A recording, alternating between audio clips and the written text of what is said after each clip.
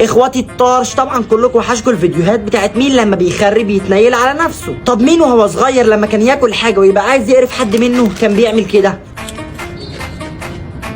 طب مين لما كان يجيب لب ما بياكلوش زي الناس، لا كان بيفضل يقشر ويحوش في السقف هنا؟ ده غير اللي كان بيجيب القرطاس اصلا ويقعد يقرا الكلام اللي عليه. ايه ده شكل ابن صاحب المقلب 6 ابتدائي. طب مين لما كان يجيب لب سوبر ما بيعرفش يقزقزه، لا بيقرقشه بقشره؟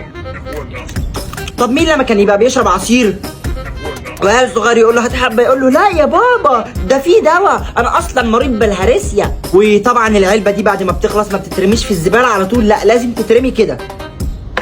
طب مين لما بياكل استفندي ما بياكلوش غير لازم يعمل العصفوره؟ مش عارف اعملها بدراع واحد بس هي دي. وطبعا القشر ما بيترميش بيتعمل طفايه.